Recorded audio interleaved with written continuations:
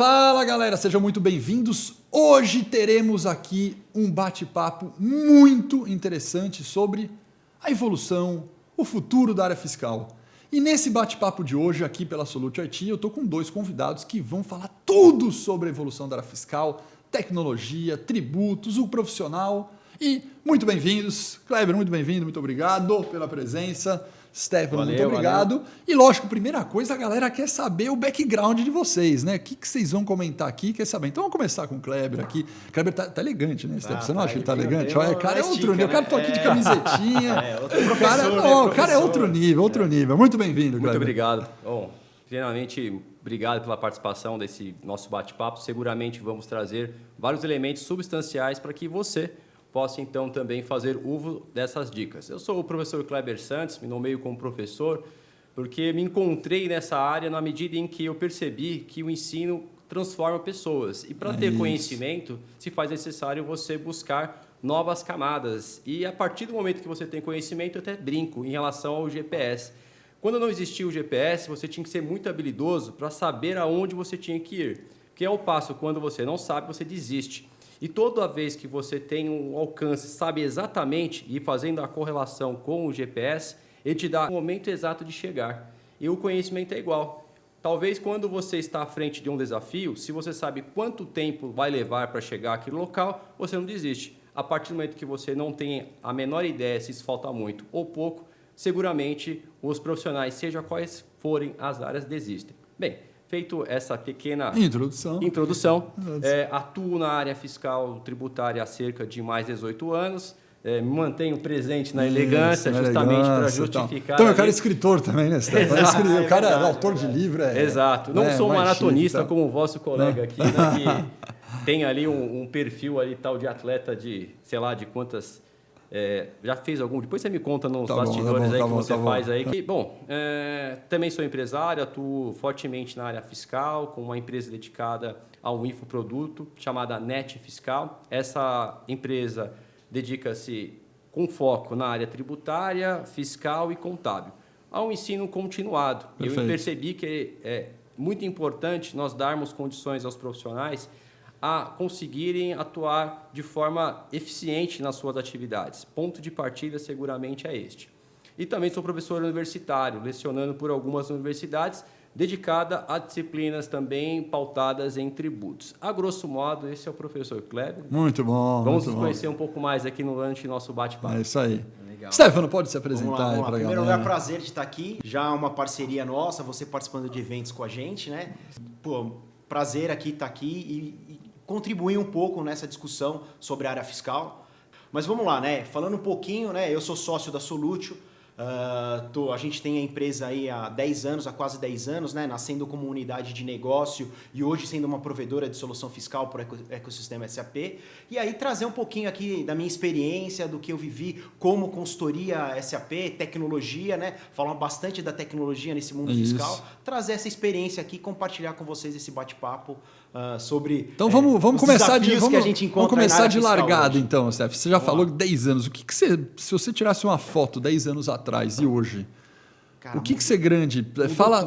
Agora eu vou te desafiar. Fala um top 3 de mudança. Cara, mudou tudo. Mas não vale falar tudo. Tem top 3 para a gente brincar. A gente saiu do report, né, manual, de toda a parte operacional sendo feita manual, para a questão digital, né? Ela passou pelo meio eletrônico e hoje ela está no meio digital. Então, essa foi a grande mudança. O que veio de diferente? A nota fiscal eletrônica. Então, o advento da nota fiscal eletrônica foi o grande start para mudar o mercado fiscal brasileiro, né? E toda a forma que o fisco entende as operações da empresa e como a empresa, né, se relaciona com os seus clientes, com os seus fornecedores e propriamente com o fisco. Então, eu acho que essa foi a grande mudança. Só te pegar nessa grande mudança, só para registrar um negócio que parece que você falou, mas na verdade não é só para a empresa, né? Mudou para os dois lados, digo, empresa e o próprio fisco, na própria receita. Com certeza, o fisco... Né? Mudou tudo também, mudou tudo. O fisco investiu fortemente. Né? Na questão de tecnologia.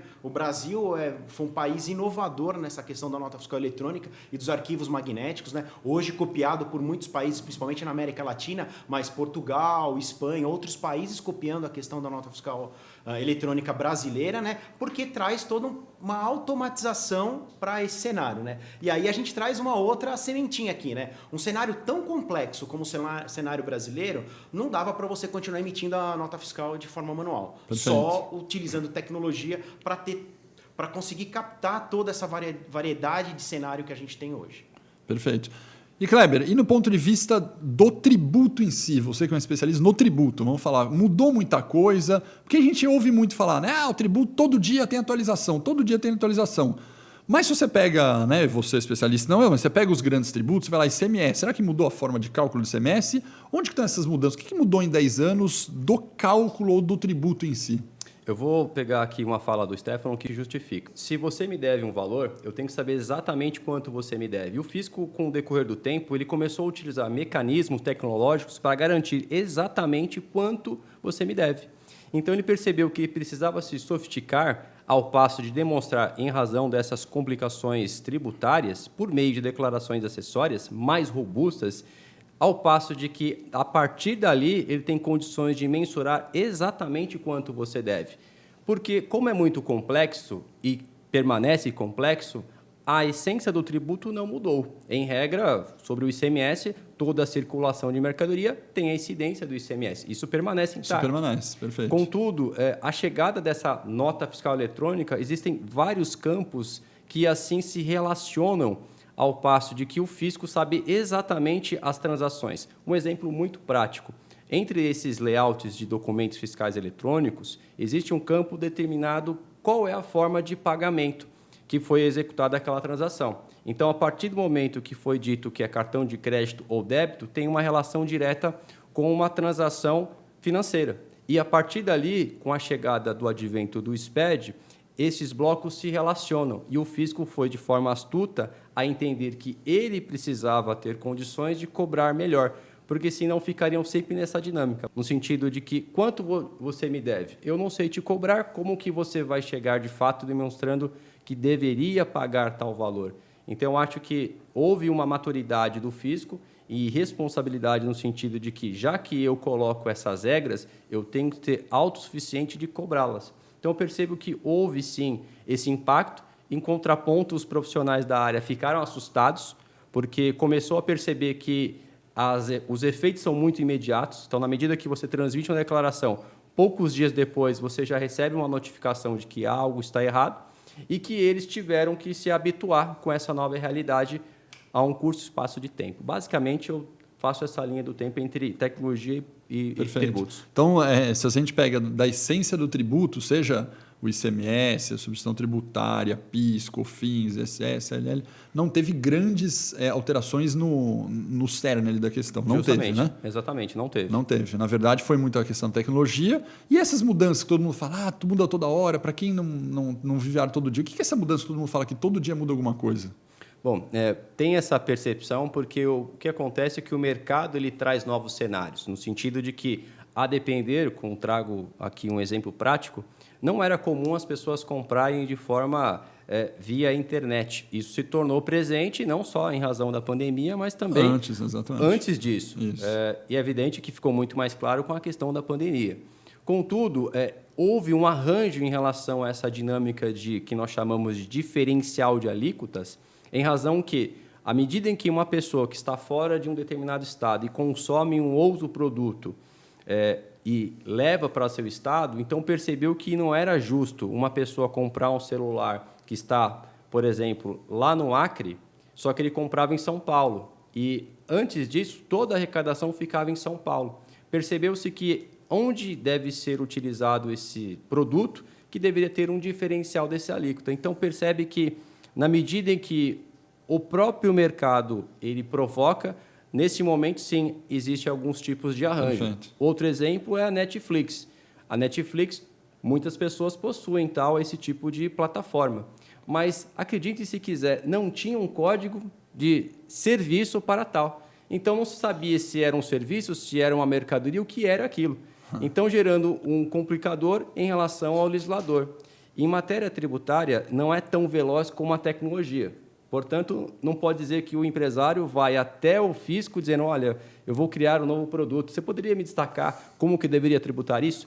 Então, nós vamos deparando com eventos que o próprio mercado vai tendo. Então, eu acho que o que houve, sim, são novas ferramentas que o fisco vai aplicando para corrigir a rota em relação a se eu te peço para fazer algo, eu tenho que ter condições de fiscalizar. Então, eu acho que, seguramente, o que eu vejo como maior mudança, e esse é o efeito que eu acho que tem a percepção que muitas coisas mudam, é que, na verdade, não. Agora estão fiscalizando muito mais. Para fechar o exemplo, e aí sim, fiquei à vontade, o e-social, por exemplo. Todo mundo sabe que para você iniciar a sua jornada de trabalho, você precisa ser registrado. Então, as pessoas trabalhavam uma semana, 2, 3, poxa, preciso registrar o cara. Mas isso já estava dentro das prerrogativas. Então, perceba que não mudou, mas a forma de visão ficou mais em evidência e as pessoas têm essa sensação. Sabe que do e-social, Stefano, ele puxou um gancho que eu me lembro, cara. Tem até um trauma de e-social, vou falar por quê, né? Cara, foi um dos cursos que a gente fez aqui na LiveU, né, com o FEB, que mais eu apanhei em termos de avaliação, cara. Nossa, como foi difícil montar um curso de e-social. As avaliações nunca eram boas, cara. E pra gente isso é raríssimo, que a gente tem uma nota lá em cima, uma NPS alto.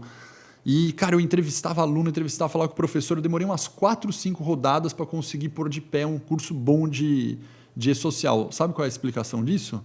Misturava gente querendo implementar e saber do layout do IT, então tinha cara de IT no meio, misturava cara querendo saber de contabilidade, misturava gente querendo saber do RH, e no fundo pediam uma mudança da lei, não sei o quê, e a gente falava, cara, mas no fundo depois de muito estudar, você fala, cara, a lei não mudou em nada, né? Exatamente. E pegando o gancho no final, cara, você leitei igualzinho, só que a gente tinha que ensinar, na nossa cabeça no início, a gente fala, cara, a gente não vai ensinar um negócio que todo mundo já sabe, a gente vai ensinar a layoutar o negócio. Não. Mas a galera quer saber, mas eu preciso tirar férias 30 dias antes, fala, bom, mas sempre precisou, né, cara? Não mudou nada. Mas o que você falou, as pessoas não faziam, por causa da fiscalização e de não ter o arquivo digital, as pessoas não faziam, cara. Qual que era o gestor líder que antecipava férias 30 dias antes para o colaborador?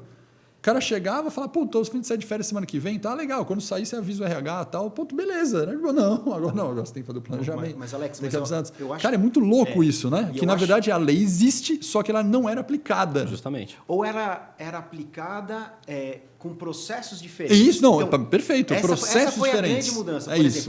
Por exemplo, o cerne da legislação não mudou. Não mudou. O CMS é igual, o IPI é igual. Uma regra ou outra que muda, uma característica ou outra que muda. Mas o que acontece? Quando você não tinha tecnologia, não era possível você medir isso. Então, a minha empresa reportava aquele cálculo de ICMS de uma forma, a sua de outra, a dele de outra. Exato. E o fisco não tinha ferramenta para cruzar aquilo. Então, tanto a questão do e-social para a parte de recursos humanos, quanto os SPEDs para as questões fiscais, ela veio para trazer essa uniformização do processo. E aí, o varejo reporta tudo igual, indústria sempre da mesma forma, energia da mesma forma. Então, você tem o cerne, mas você ainda tem uma variação por segmento de negócio. Então, dentro do SPED, quando eu estou falando de varejo, quando eu estou falando de um determinado estado, eu tenho algumas particularidades que eu preciso seguir.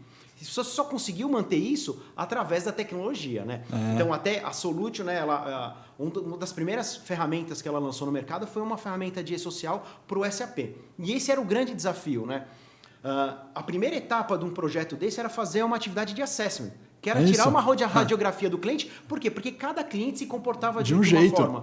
E aí o meu produto, ele não tinha a mesma aderência nos clientes diferentes. Então eu precisava primeiro azeitar aquele processo para colocar dentro da ferramenta para que a ferramenta reportasse corretamente. Então, a tecnologia, né, veio para trazer uma padronização da forma que você reporta e da forma que o fisco enxerga todo mundo do mesmo jeito. Perfeito. Então, acho que essa foi essa é a sacada. A grande mudança aí da tecnologia para a questão fiscal. Perfeito. Agora a gente já falou do que mudou, né? Inclusive o comportamento, você falou do fiscal. Cara, é engraçado porque a gente tinha um outro curso aqui que era de como receber o fiscal. A gente tinha um curso ensinar como receber o fiscal.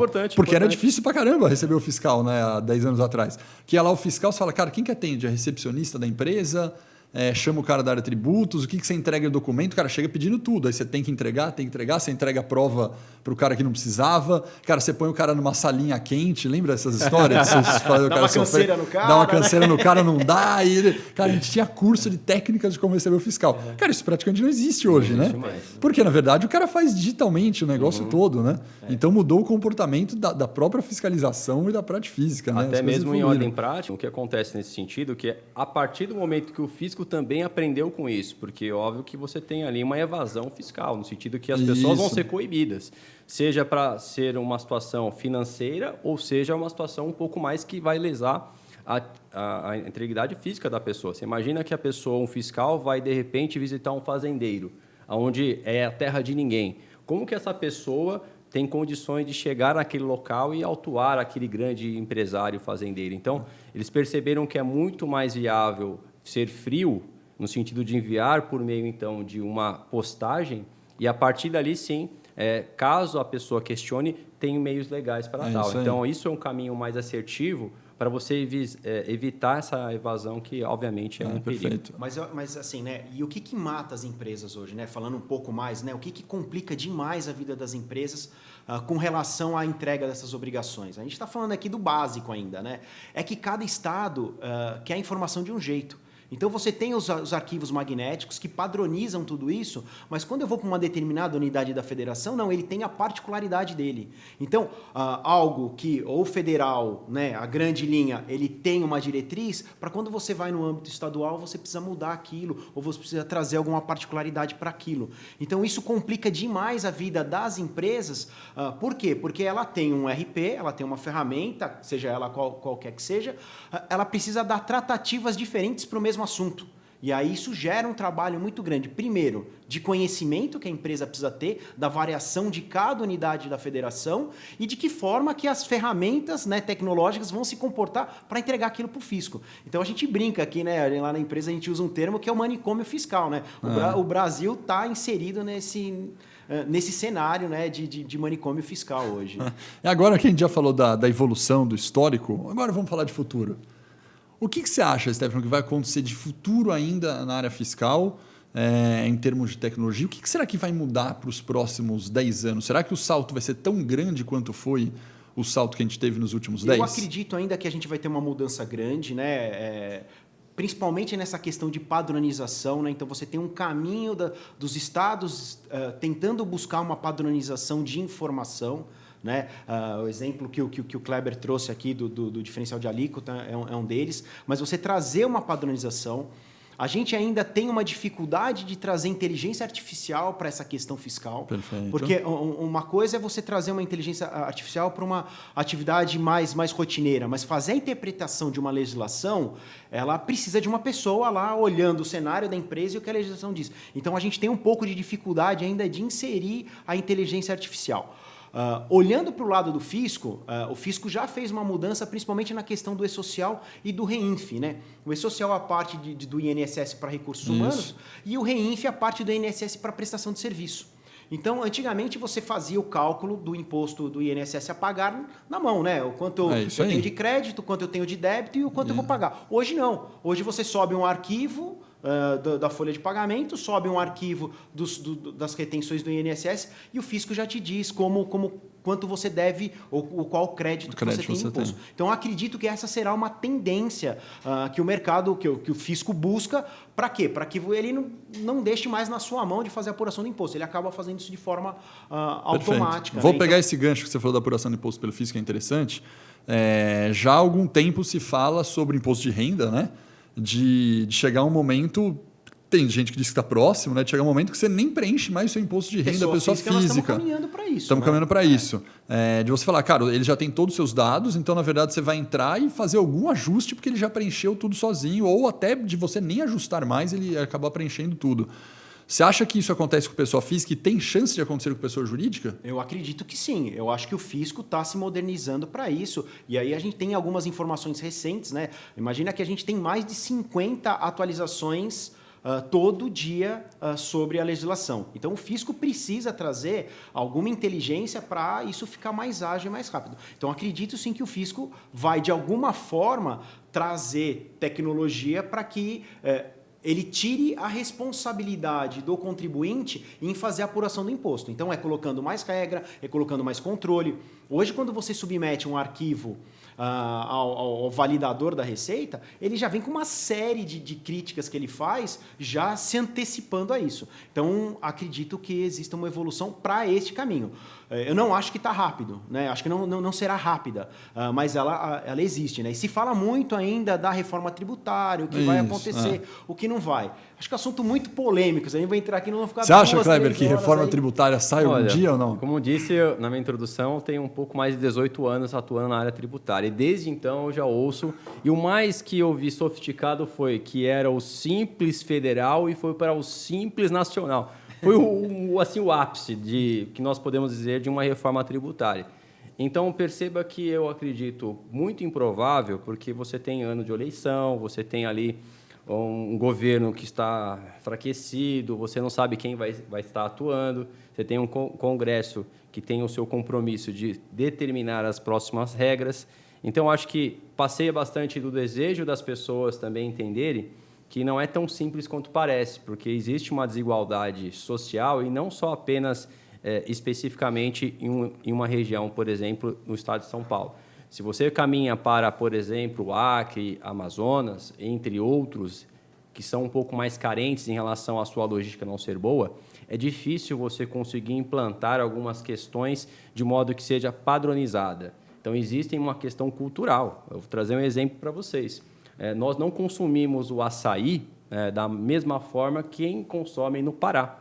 Isso está dentro da região deles. Então, é verdade dizer que aquele produto tem que ter uma particularidade, uma isenção diferenciada. E eu não posso trazer esse mesmo benefício para São Paulo. Nós não consumimos tanto. Estamos passando por um período que está fazendo bastante frio. Nós utilizamos o açaí como se fosse uma sobremesa, algo refrescante. E eles não, eles consomem de forma in natura.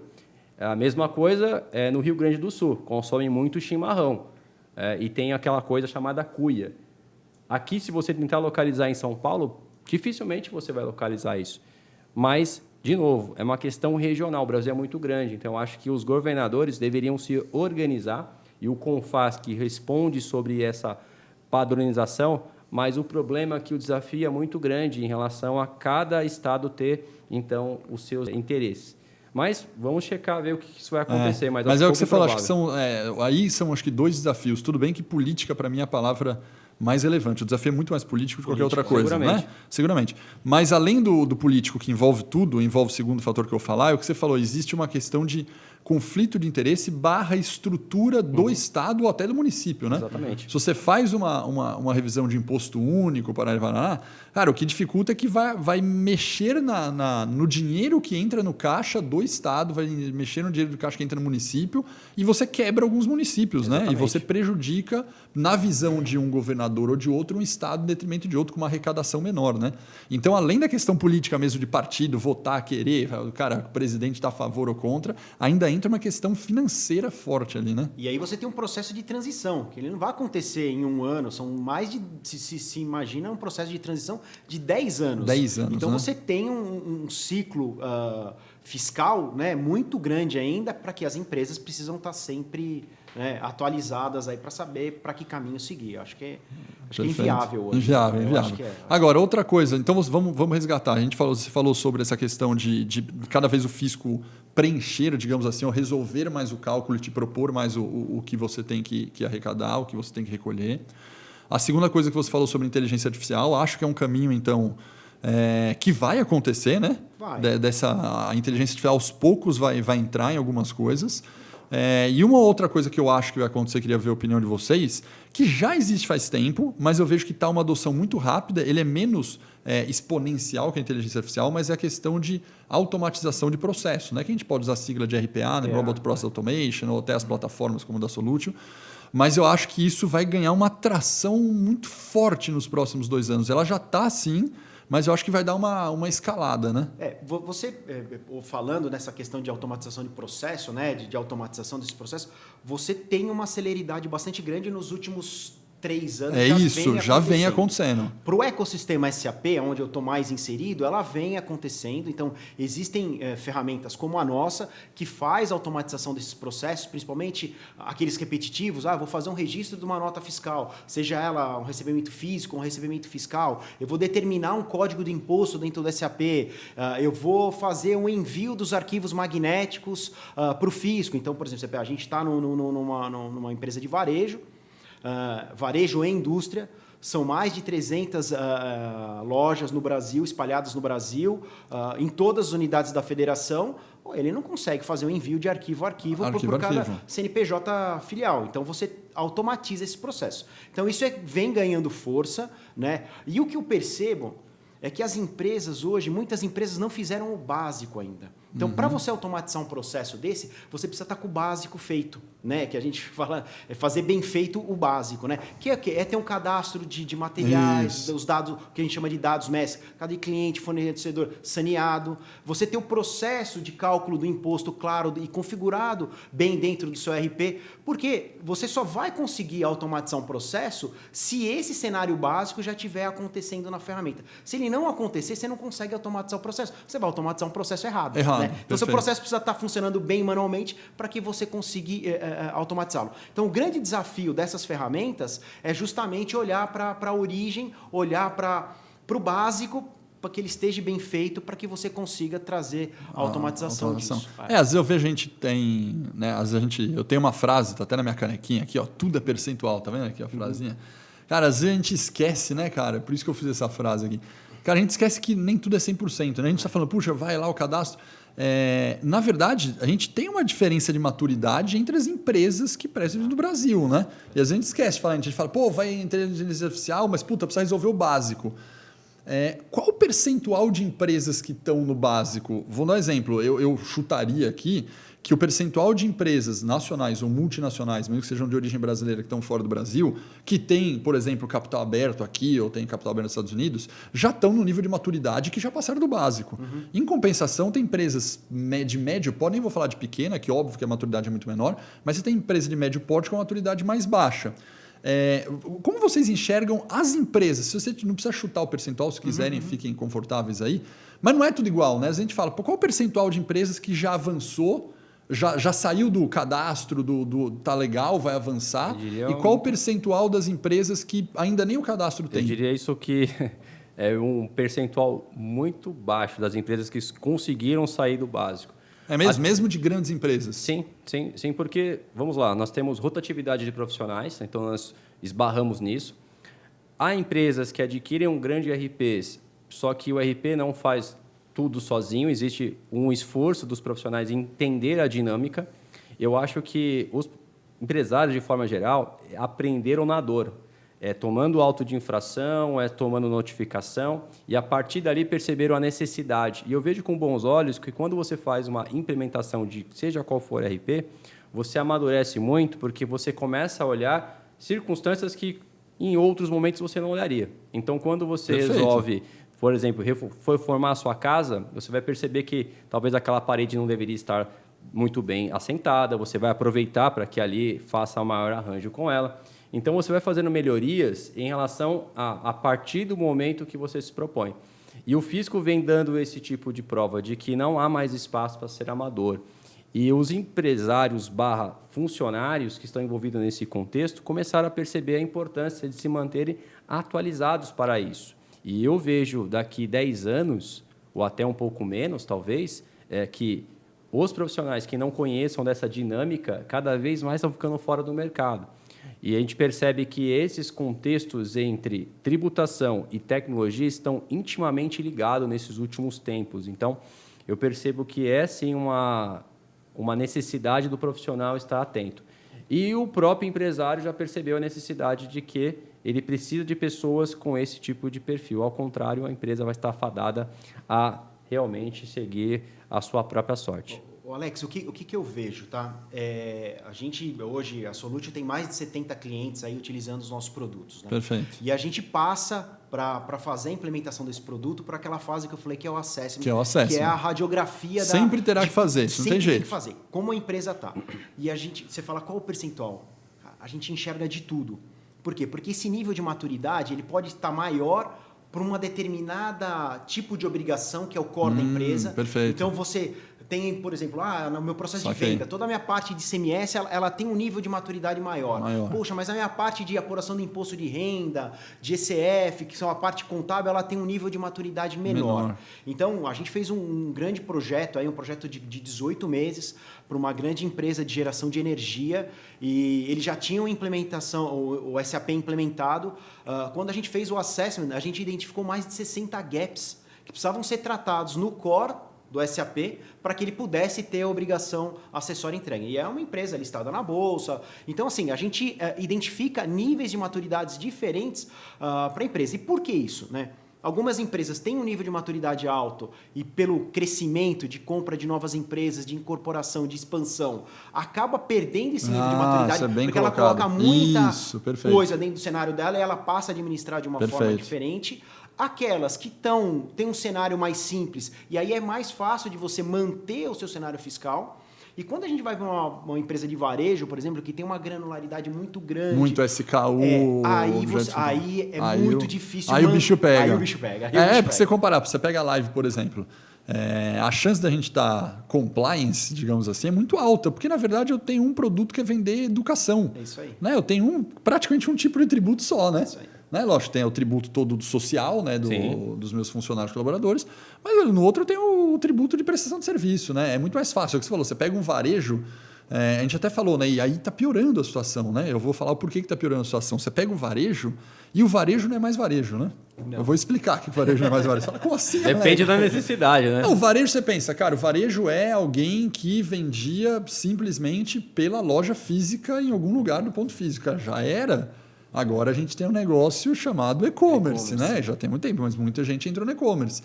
Aí você entra no e-commerce e você já percebe que tem um negócio chamado omnichannel, que tem devolução. Você pega por canal, pede daqui, o centro de distribuição vai direto para casa do cara. E o que era simplesmente um produto vendido na loja física, emite o cupom na loja, já melou o negócio inteiro. Aí você pega indústria, que a indústria também não é mais indústria. Você fala, não, como assim, Alex? Porque quando você pega uma Ambev como exemplo... O que tem a Ambev? A Ambev abriu, por exemplo, o Zé Delivery, né? Pegar um negócio bem popular, todo mundo sabe. Cara, a Ambev passou de ser uma empresa que era indústria, que vendia para um distribuidor ou para algum lojista, algum varejista revender o produto dele, a cerveja, o refrigerante, etc, etc, para agora a Ambev, via e-commerce, vender direto para o consumidor final com produtos de NCM que não são mais simplesmente o líquido, porque ele vende gelo, ele vende o carvão. Cara, então... Já era, né? Se para a Ambev fala, eu vendo líquido para o varejo, eu tenho uma alíquota X ali, né? Agora ele já aumentou a SKU, já presta serviço direto para o consumidor, já tem circulação no mercado, então complicou a vida. Então as empresas também estão passando por transformação, que é o que você falou, às vezes, dando exemplo aqui, a Ambev podia estar numa maturidade boa num determinado momento de vida, veio essa transformação toda de novos serviços, novas alocações, já acabou a maturidade, que começa a entrar porque ela acaba de incorporar novo. Outros produtos que não é core dela e ela vai precisar aprender. Ela vai precisar aprender. Um tempo aprender. Então, nessa conclusão nossa aqui, parece que por mais que tenha alguma maturidade, ou uma determinada área não está tão madura quanto a outra dentro da própria empresa, ou essas transformações que a gente está passando no mercado, né? Perfil de consumo, social, econômico, político, também vai fazer com que a alteração surja mais dia ou menos dia, né? E aí é até engraçado, né? Quando você olha para as empresas, você tem dentro do processo, dentro da cadeia fiscal, várias etapas, né? E hoje existem players de mercado, várias ferramentas que te auxiliam em etapas e momentos diferentes. Então você fala, o que vem no futuro, né? Então você tem desde o básico, que é um saneamento de cadastro, as ferramentas de automação, as ferramentas como o da Solutio, que faz todo o processo de apuração do imposto e entrega das obrigações acessórias. Você tem ferramentas que ajudam na tomada do crédito, como você administra isso, como você recupera o crédito. Você tem ferramentas que são ferramentas de ajuste de arquivos magnéticos, para ir uma empresa que tem um nível de maturidade menor, que não conseguiu acertar o seu início de processo, para que você tenha a entrega do arquivo magnético correta, você faz o ajuste no final. Então você tem N ferramentas, tem ferramentas de cálculo de imposto fora do... Tax Determination, né? Calculadora de impostos, que é mais conhecido. Então você tem... Dentro dessa cadeia fiscal, você tem várias etapas e várias ferramentas que podem auxiliar no seu processo. Perfeito. E aí não adianta também, né? A gente fala muito lá na Solutio. Não adianta você trazer uma ferramenta se você não consegue fazer o seu processo de forma manual. Então você tem que estar com o seu processo estabilizado, bem estabelecido, para trazer a automatização do processo. Então isso eu acho que para qualquer nível do processo fiscal, ele da vai jornada funcionar. fiscal, eu acho que essa questão de você ter o processo bem azeitado, ele vai funcionar. Desde do cadastro até lá o reembolso de um imposto, a justificativa de um crédito junto ao fisco. Antigamente, e aí eu quero ver se vocês sentiram isso ou não, antigamente era complexo a gente fazer essa primeira implementação de tecnologia.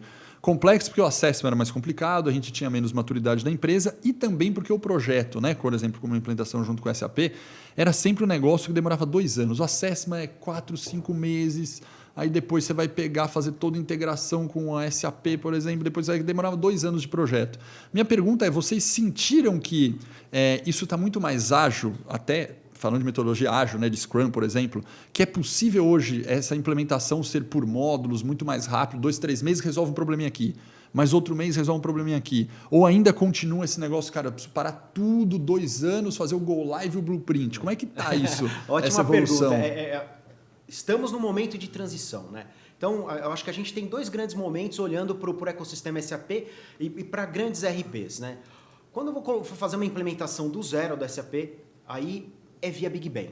Não tem jeito, você vai passar a jornada e vai fazer via Big Bang. Mas o que aconteceu? Os prazos se reduziram, porque a SAP trouxe novas tecnologias, ela melhorou o processo de implementação dela, a ferramenta está mais amigável do ponto de vista do usuário. Então você consegue trazer uma celeridade de um projeto. Projeto de 18 meses, hoje ele cai para 12 meses, para 8 meses, para 6 meses. Então você consegue fazer uma implementação de SAP mais rápida. Se eu pegar de 10 anos para cá, tá 1/3 menor o tempo. Eu tenho até uma percepção em relação a isso também, é que eu acredito que os profissionais de tecnologia avançaram muito sob o ponto de vista operacional da área fiscal.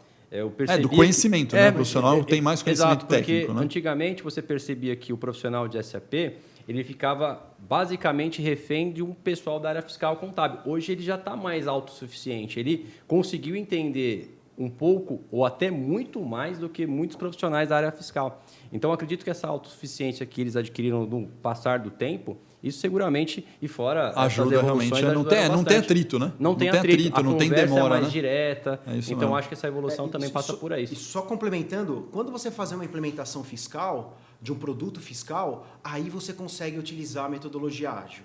Por quê? Porque se é um cliente que já tem um RP e você está implementando um produto novo ou fazendo a substituição de um produto, o que você faz? Você divide o projeto em pequenas entregas. Perfeito. É o conceito do MVP. Então, ele não precisa esperar lá os 6 a 9 meses de projeto que a gente tem para começar a colher frutos. Então, ele vai identificar qual que é a maior dor que ele tem, e a gente vai implementar aquela dor primeiro e a gente faz um projeto faseado. Então, com 1 mês e meio, 2 meses, ele já começa a ter resultado da obrigação fiscal. Então, a gente conseguiu trazer para esse cenário a questão da agilidade, da metodologia ágil, mesmo sendo um desafio ainda para as grandes consultorias de SAP, porque é uma mudança de paradigma bastante grande. Nós tivemos 15 anos falando de PMP, Waterfall e um depende do outro para trazer metodologia ágil. Ainda é um desafio bastante grande, mas a gente já consegue. A própria SAP Trabalho foi curioso, porque em 2019, pré-pandemia, teve o fórum na SAP Now físico, presencial, grandão ainda. Eu palestrei nesse fórum da SAP Now 2019, junto com um painel que a gente fez com algumas pessoas que tinham implementado alguns sistemas da SAP. E o tema do painel, que a própria SAP propôs, obviamente, a gente pegou clientes, eu falei sobre isso, era essa nova lógica de quebrar com agilidade, né? Porque a SAP tem uma fama de ser difícil, né? Ser longo, né? A própria SAP já tem esse foco hoje de trazer coisas mais agile, né? Já. Né? Muito mais. Totalmente. Muito mais. E a questão aí do profissional mudou bastante, quando você olha tanto do fiscal quanto do tecnologia. Então, antigamente você tinha a figura do gerente de projeto, ela existe hoje ainda, mas ele acaba tendo outras funções, ele pode ser um Product Owner, ele pode ser um Scrum Master, ele acaba executando outras atividades lá dentro, então ele fez uma adaptação do perfil dele, né, para atender essa nova necessidade. Essa nova necessidade, perfeito. E aí o que eu acho que é bem legal também, olhando um pouquinho do profissional da área de techs, né? Que é o que a gente tem que falar agora. E né, com tudo isso que a gente falou, da evolução de 10 anos para cá, e falamos muito do futuro, como que o profissional de techs se encaixa nesse futuro? eu acho que ele é determinante para o sucesso das empresas. A gente percebe hoje o profissional de tax com uma importância muito maior do que ele tinha no passado. Né? O profissional de tax, ele era o patinho feio, ele não era bem visto, né? Porque ele não é algo core da empresa. Né? E hoje ele passa a ser determinante, porque toda a movimentação de mercadorias, né? Tanto aquilo que você compra como aquilo que você vende, passa pela área fiscal, passa pela mão do profissional da área fiscal. Então, a gente está no projeto de implementação de SAP com solução fiscal.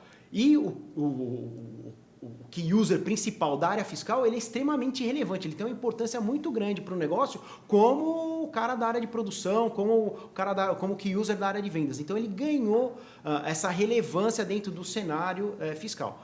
E aí ele precisa se atualizar para isso, né? Então a gente percebe que o profissional hoje ele vem se atualizando, ele vem buscando estar mais preparado. Então vou dar um exemplo. Antigamente, né, quando você lia a legislação de um determinado arquivo e aparecia lá layout, o cara da área fiscal falava, isso aqui não é comigo, isso aqui é com você que é de tecnologia. Perfeito. Eu não quero nem saber. Hoje não, hoje ele sabe qual é o layout, qual é o campo, qual a informação ele precisa, de onde aquela informação vem, se você não tiver aquela informação, qual é o impacto. Então ele também se tornou muito mais interessado e preparado para poder fazer aquela avaliação, porque a tecnologia hoje, né, ela está na nossa mão. Tá na raiz do negócio. Se a gente pudesse separar, Kleber, você falou sobre o profissional, acho legal para a nossa audiência aqui a gente separar os níveis de profissional da tributária, né? Poderia separar em um monte, mas pelo menos vou separar em 3 básicos, como se fosse o analista, né? O cara que faz as coisas mais do dia a dia. Aí você tem um coordenador / gerente ali, um elo de liderança média e a liderança final, que é o head / o diretor da área. O que você enxerga nessas gavetinhas assim? Qual que é o perfil que esse analista tem que ter? Qual que é o perfil do coordenador / gerente? Qual que é o perfil do diretor? O que tem, né, no futuro desses caras? Bom, eu penso que o analista é o ponto inicial para que examine as operações para saber se deveria ou não tomar créditos, se a operação, de acordo com a NCM, deveria ter uma tratativa diferente, para que ele leve essas informações para o coordenador, ao passo de que seja mais maleável para que uma discussão técnica e que não o coordenador em si só que vai buscar esses dados. Eu acho que o analista tem um compromisso de examinar essas questões e levar para o coordenador para uma discussão um pouco mais madura, para que aí sim o coordenador consiga demonstrar um pouco mais com um layout técnico para uma apresentação para realmente o diretor. E aí sim, aí ficamos numa decisão final. Mas o que eu percebo muitas vezes é que quando chega para o diretor, muitas vezes o próprio diretor está se envolvendo com essas questões operacionais. E aí, obviamente, que a gente percebe que nunca a gente consegue executar com eficiência um processo. Então, para fechar, seguramente, o analista ele tem como as suas competências conhecer de layout, conhecer da regra tributária, levar essas informações ao coordenador para que assim o coordenador tenha a competência de examinar se faz sentido ou não. Ele vai conseguir demonstrar isso para um layout mais corporativo, que é o diretor, para a tomada de decisão. Se vai, de repente, trocar de RP, se vai contratar novas ferramentas.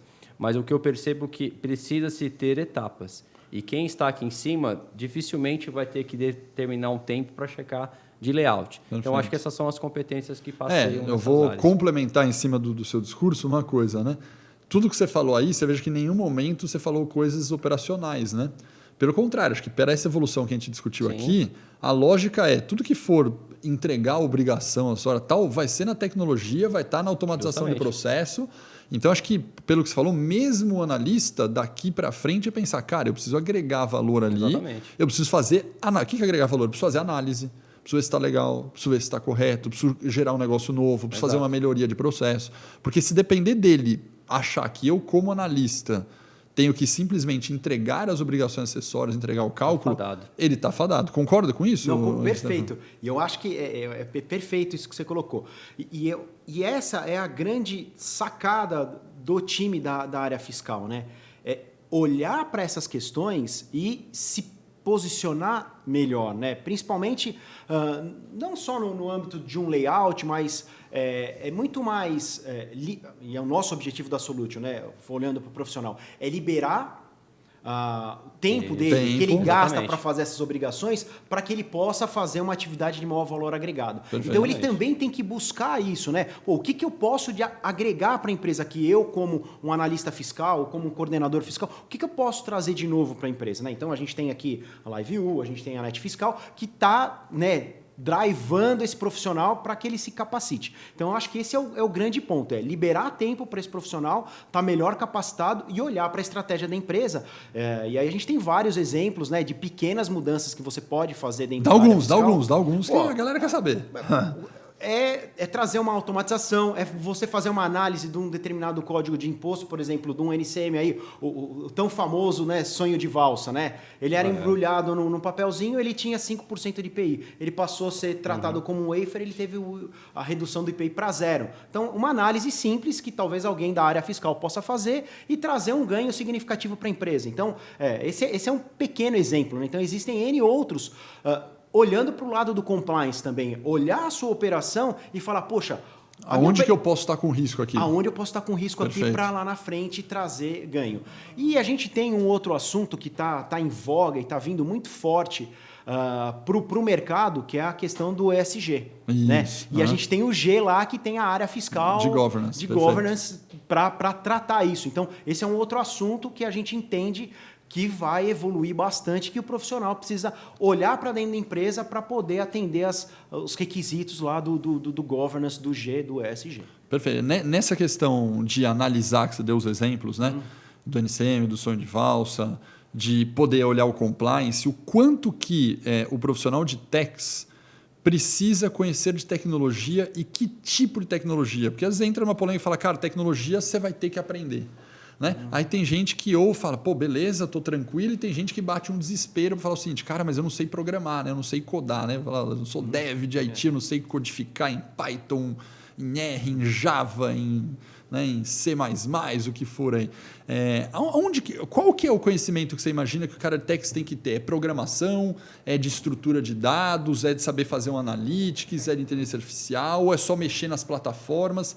O que você acha que esse cara tem que saber fazer em termos de tecnologia? Eu acho que o básico é ter uma boa usabilidade das ferramentas que ele tem hoje na empresa. Cara, você tem que saber mexer, por exemplo, no SAP, na plataforma da Solutio. Na ferramenta cara, fiscal. Isso aí você tem que comer com farinha. Isso é essencial. TXT. Saber olhar um TXT, saber fazer uma análise, eu acho que esse é o básico. Né? Olhando para a parte de tecnologia, eu acho que a questão de dados... tecnologia mais fiscal, de dados, é um assunto bastante importante que o pessoal da área fiscal precisa começar a se habituar, porque hoje, a área fiscal, a gente só olha para o retrovisor, cara. Esse é o grande ponto. Dificilmente eu faço olhando para frente. Então, você tendo o dado na mão e conseguindo trabalhar esse dado, e eu acho que é o grande core das empresas de inteligência que elas estão trazendo, é a análise de dados. Então, eu acho que se o profissional fiscal... precisa ter análise de dados. Se ele começar a buscar a questão da análise de dados, trazer indicadores, KPIs, OKRs para a área fiscal, vai ser um grande diferencial para ele. Tá. E eu acho que o segundo ponto, um pouco mais distante, é a questão de trazer inteligência artificial para a área fiscal. Eu acho que está engatinhando ainda, mas se você trouxer esse conhecimento, conseguir trazer esse conhecimento para o dia a dia da área fiscal, vai ser um grande diferencial. Então, de imediato, dados. É isso, é dados. Então, não precisa ninguém que está ouvindo a gente falar, nossa, não vai codar, o cara não vai precisar programar. Não. Até porque as plataformas low code, que é o nome que se dá, elas estão crescendo muito, né? Mesmo você, no futuro, usando um algoritmo de machine learning, lá de redes neurais para fazer algum cálculo, hoje as plataformas low code permitem que nos cliques de mouse você consiga fazer o negócio funcionar. Arrasta e puxa e vai que vai. Você nem codar precisa. Do Stefano é legal porque assim, ele mencionou assim, porque antes da aplicação é importante nós fazermos desenho fora. Então, assim, se eu fizer um cruzamento de 1 para 1, como que eu faria isso dentro de um desenho de papel? Falar, agora eu quero pegar isso aqui e multiplicar em grande camada. Mas esse desenho inicial, acho que a pessoa precisa fazer esse exercício para que a partir do momento que ela entende qual é a dinâmica, o que cruza com o quê, eu acho que é um tipo de maturidade muito importante. Porque, como foi colocado, às vezes na implantação a pessoa quer um SAP, eu quero, seja qual for a ferramenta, mas fala assim, mas o cadastro de produto, como é que está? Mas precisava cuidar disso? Então, quer dizer, muitas vezes as pessoas acham que com a chegada de uma tecnologia tudo está pronto, quando na verdade nós temos esses desafios iniciais de azeitar mais a operação. Fala. Não, a gente da área de tecnologia agora está demandando um outro perfil do fiscal. Então, esse é um gap que a gente tem hoje, né? Acho que toda empresa de tecnologia tem um gap, né? A Solutio está passando por um processo de crescimento bastante grande e a gente está com um gap de mão de obra. Então, o que a Solutio está fazendo? Ela está indo no mercado buscar analistas e coordenadores fiscais e trazendo para uma área de tecnologia. Você quer mudar de carreira? Você quer fazer uma transição de carreira saindo de uma área de negócio, indo para uma área de tecnologia para poder implementar o nosso produto? Então, Perfeito. a gente está fazendo essa transição. Quando você fala tecnologia, é um caminho, mas aí é uma transição de carreira. Você sai um pouquinho da área do fiscal, do core fiscal, e passa a ser uma pessoa de tecnologia. Então, a gente está fazendo essa transição no mercado e está tendo muito sucesso, né? Porque é muito mais fácil você ensinar alguém tecnologia do que você ensinar alguém a trabalhar com a área fiscal. Então, a gente está tendo sucesso bastante grande de fazer essa transição de carreira, de trazer alguém do time fiscal para um time de tecnologia. Sabe que a gente tem um MBA de Data Science, só que o nosso posicionamento do nosso MBA de Data Science na LiveView é diferente dos que tem no mercado. Por quê? O nosso é focado em quem não é de IT. É um dos poucos MBAs que existem para uma pessoa que não é de IT. A grande maioria que tem Data Science é para cara que códiga, que programa em Python, que programa em R. A gente foi numa linha diferente aqui. Eu estou pegando o cara de Tex, eu estou pegando o cara comercial, estou pegando o cara de inteligência de mercado, estou pegando o cara do supply e esses caras estão fazendo o nosso MBA de Data Science. Por quê? Porque eu quero aprender a ensinar o cara a olhar os dados, analisar, criar algoritmo, mas em cima do business e não em cima do código. Ou seja, eu não estou formando o cara que vai programar o R e o Python lá. Eu estou formando mais o gestor que vai criar a solução de business lá, né? E é um grande gap que a gente tem. Que é um grande gap, que é igual o que você está fazendo, só que eu estou fazendo para qualquer área e não para uma área específica. Acho que esse é o caminho mesmo do profissional. É pensar que ele vai ter que trabalhar com dados, vai ter que estudar tecnologia para dados, seja um BI que você falou, seja uma estrutura de banco de dados, análise de problemas, né? Porque no final tem que analisar os dados para ir. E eu acho que quem conseguir caminhar e trilhar esse caminho vai ter um bom futuro pela frente, dado que o RPA, as automações, sistemas vão cortar a parte operacional. E voltamos a uma técnica tradicional de auditoria chamada curva ABC, que já se aplica a uma larga data.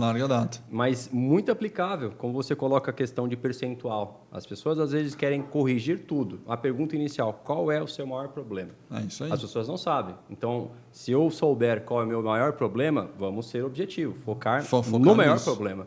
Porque o fisco também fará isso. Ele vai observar qual é o maior problema da empresa. Se o seu problema for pequeno, você vai ter um percentual de aplicabilidade de multa. Agora, esse maior, não tem espaço para você ter errar. Então, eu acho que também passa por isso. Essa maturidade e através dos dados que você consegue ter e a famosa curva ABC, tão praticada a larga data. Muito bom. Stefano, queria muito te agradecer pelo nosso bate-papo aqui, Kleber também. Acho que foi um bate-papo bacana, saudável, que deu para a galera pegar alguns insights, né? Anotar. Fechamos aí com a carreira. Quem ouviu a gente, galera, é só anotar esses insights, procure se estudar, procure se atualizar o tempo todo, que acho que é um caminho sem volta no mundo que a gente está vivendo. Certeza. Assim, primeiro, obrigado. Acho que foi um papo bem gostoso, aí, bem leve. Acho que é um grande desafio para esse pessoal da área fiscal se manter atualizado, né? E tanto da questão fiscal quanto da questão de tecnologia, mas eles têm uma relevância bastante grande para o negócio. Então, acho que esse é o recado, né? Olha a relevância que você tem para o negócio e traz isso para dentro de você para se desenvolver e para dentro da sua empresa, né? Aquilo que você fizer para você, você vai fazer para a empresa. Então, bom, também muito obrigado, Kleber. Sigo o relator. Muito obrigado pela participação. Conseguimos correr sobre vários assuntos substanciais. E fica esse recado, no sentido de que o conhecimento transforma. É a única certeza para saber se você está no caminho certo ou no caminho errado. Então, você é profissional na área fiscal, tributária e afins, siga em frente. Eu vejo bons caminhos ainda. O físico vem mostrando ações, a meu juízo, muito importantes, onde ele está trazendo uma linguagem um pouco mais amigável nos seus textos, em que pese as informações muitas vezes não ser tão claras, mas eu acho que nós temos muito acervo de dados que no passado nós não tínhamos. Então, as plataformas de pesquisa hoje em dia também ajudam bastante, não é mais aqueles formulários que nós recebíamos nas empresas. Então, a partir dali, eu acho que existem muitos espaços como esse, de bate-papos e trocas de informações para levar você ao sucesso. Perfeito. Galera, muito obrigado, um abraço. Até os próximos episódios aí. Tchau, tchau.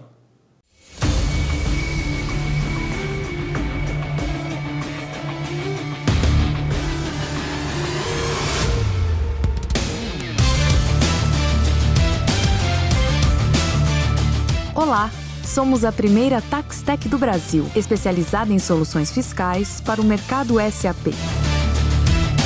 Oferecemos resultados, inovação e experiência. Conheça a Solútil. Mais de 70 soluções fiscais implementadas, mais de 1.500 CNPJs em operação, mais de 90 projetos entregues. Proporcionamos aos nossos clientes um aumento de mais de 30% em produtividade.